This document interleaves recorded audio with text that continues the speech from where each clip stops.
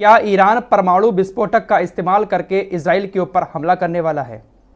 क्या आने वाला जो हमला है ईरान की तरफ से वो परमाणु हथियारों के जरिए किया जाएगा? ऐसा कुछ दावा इजराइल के डिफेंस मिनिस्टर योव गैलेंट की तरफ से किया गया है। ईरान ने यह जो भारी भरकम हमला किया था, भले ही इस हमले में इजराइल को ज्यादा नुकसान ना हुआ हो, लेकिन इजराइल में घबराहट तो पैदा हो गई है कि एक साथ इतने सारे मिसाइलें और ड्रोन अगर ईरान लॉन्च कर सकता है तो इन मिसाइलों के साथ परमाणु हथियार भी भेज सकता है। योव गैलेंट ने दावा किया है कि ईरान ने हमें धमकी दी है कि आने वाला हमारा जो हमला है उस हमले में हम अपनी मिसाइलों के मुंह पर परमाणु विस्फोटक लगाकर आपके ऊपर हमला करेंगे। यह बड़ा दावा इजराइल के डिफेंस मिनिस्टर की तरफ से किया गया है। ईरान धमकियां दे रहा है इनके मुताबिक कि अगला हमला इतना खतरनाक होगा कि तुम सीधे भी नहीं हो पाओगे। क्या वाकई में ईरान की तरफ से जो अगला हमला किया जाएगा वो काफी खतरनाक होगा? क्योंकि ईरान की तरफ से कल कहा गया कि हमने जिन मिसाइलों का इस्तेमाल किया था वो 30 साल पुरानी टेक्नोलॉजी से बनी हुई मिसाइलें थी और बहुत हल्की फुल्की बैलिस्टिक मिसाइलें थीं। हमारे पास कुछ ऐसी ताकतवर मिसाइलें हैं जो दुश्मन को बहुत ज्यादा नुकसान पहुंचा सकती हैं, लेकिन हमने सिर्फ हल्की मिसाइलों का इस्तेमाल किया और जो ड्रोन हमने भेजे थे वो सिर्फ कबर के लिए भेजे थे, ताकि इजराइल का पूरा ध्यान उन ड्रोन्स की तरफ आ जाए और हम इधर से मिसाइलों को लॉन्च कर दें। तो सिर्फ कबर के तौर पर हल्के फुल्के ड्रोन ईरान की तरफ से भेजे गए थे। दोस्तों, मैं आपको लगातार बता ही रहा हूं कि नुकसान बहुत कम हुआ है, लेकिन लोग हैं कि समझने का नाम नहीं लेते हैं। देखिए, ईरान ने हमला किया है, इतनी सारी मिसाइलें और रॉकेट छोड़े हैं, ड्रोन छोड़े हैं, लेकिन ये बहुत हल्के फुल्के और बहुत सस्ते वाले थे। ईरान के पास से कहीं ज्यादा ताकत है। मैं आपसे लगातार इस बात को कह रहा हूं कि सिर्फ और सिर्फ ईरान ने अपनी ताकत दिखाने के लिए ये हमला किया है, और फिर ईमान वाला कोई मुसलमान अगर होता है तो वो बेगुनाह की जान नहीं लेता है। इस हमले में लोगों की जान नहीं गई, इसका मतलब ये नहीं है कि ईरान का ये हमला इतना बड़ा नहीं था। हमला काफी बड़ा था। दुनिया ने ताकत भी देख ली कि एक साथ ईरान कितनी सारी चीजें लॉन्च कर सकता है। जब हल्की फुल्की मिसाइलों की बारिश ईरान एक साथ कर सकता है तो भारी भरकम मिसाइलों को भी एक साथ छोड़ सकता है। बस इसी ताकत का मुजाहरा ईरान की तरफ से किया गया था। फिलहाल योव गैलेंट को डर है कि परमाणु विस्फोटक लगाकर ईरान हमला कर सकता है। वहीं दोस्तों, इजराइल की तरफ से खबर आ रही है कि आने वाले 48 घंटे के अंदर अंदर ईरान के ऊपर इजराइल हमला कर सकता है। कल दोपहर में इजराइल के अंदर युद्ध कैबिनेट की मीटिंग हुई थी। उस मीटिंग में बहुत सारी चर्चाएं हुई हैं और यह फैसला लिया गया कि हमला किया जाएगा।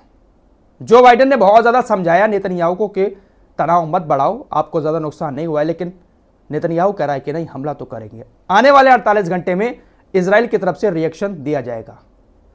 इजराइल हमला करेगा और उस हमले में कहीं ना कहीं लोगों की मौत होगी, क्योंकि इजराइल को लोगों की जान की परवाह नहीं है। ईरान इजराइल के बुनियादी ढांचे को हिलाना चाहता है। जैसे हिजबुल्लाह जब लेबनान के बॉर्डर से हमले करता है, बहुत ज्यादा हमले करता है, तब भी आप लोगों की तरफ से कहा जाता है कि फराज भाई हमले कैसे होते हैं, किसी की जान तो जाती नहीं है, जबकि गाजा के अंदर इतने लोग मारे जा रहे हैं। मेरे दोस्तों, इन लोगों का मकसद लोगों की जान लेना नहीं है, आम लोगों की जान। हिजबुल्लाह भी जो लेबनान के बॉर्डर से हमले करता है वो सैन्य ठिकानों पर करता है। ईरान ने भी कल जो हमला किया है उसका टारगेट वो एयरबेस था जहां से दमिश्क के अंदर ईरान के दूतावास पर हमला किया गया था। ईरान ने कितनी सस्ती और कितनी हल्की मिसाइलों का इस्तेमाल किया था, पूरा डेटा भी जारी किया है। ईरान ने 110 बैलिस्टिक मिसाइलें छोड़ी थी जिसकी कीमत होती है 30 से 50 मिलियन डॉलर। 45 क्रूज मिसाइलें छोड़ी थी, इसकी कीमत है 4 से 7 मिलियन डॉलर। 170 शहीद 136 ड्रोन छोड़े थे जिसकी कीमत होती है 4 से 5 मिलियन।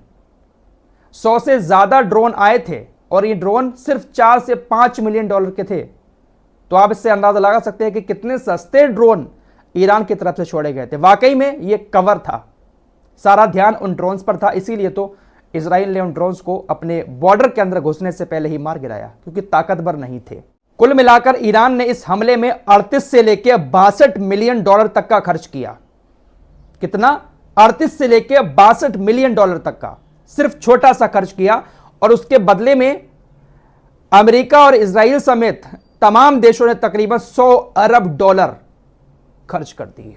ईरान के इन हमलों से किसी की मौत हुई हो या ना हुई हो, लेकिन इजराइल और अमेरिका जैसे देशों को 100 अरब डॉलर का चंद ही मिनटों में नुकसान हो गया, जबकि ईरान का 38 से 62 मिलियन सिर्फ डॉलर खर्च हुए हैं। ये पूरा आंकड़ा अब जारी किया गया है। तो इसी से आप अंदाजा लगा सकते हैं कि इस हमले में ज्यादा बड़ा नुकसान इजराइल को क्यों नहीं उठाना पड़ा है। सिर्फ एक झलक दिखाई है ईरान ने अपनी ताकत की कि हम एक साथ कितने सारे ड्रोन और कितनी सारी मिसाइलों को लॉन्च कर सकते हैं। मेरे दोस्तों, ऐसा नहीं है कि मैं ईरान के खिलाफ हूं या मैं नहीं चाहता हूं कि इजराइल के गलत कामों का अंत हो। आप मेरे जज्बात अच्छे से समझते हैं, लेकिन मैं रियलिटी दिखाने पर ज्यादा यकीन रखता हूं। हां, डर बहुत ज्यादा पैदा हुआ यहूदियों में, क्योंकि आम लोग हैं, उनको तो डर होता ही है कि अगर उधर से मिसाइल आ रही हैं, ड्रोन आ रहे हैं, उनको क्या पता ये कैसी मिसाइलें हैं, कैसे ड्रोन हैं। भगदड़ तो बहुत बुरी तरह से मची थी इजराइल के अंदर। खौफ भी इतना पैदा हुआ इजराइल के लोगों के दिलों में कि इतना खौफ पहले कभी नहीं देखा गया। यही बहुत बड़ी बात है। फिलहाल जॉर्डन खुलकर सामने आ चुका है। पहली बार इतिहास में जॉर्डन ने इजराइल के साथ सैन्य अभियान चलाया है।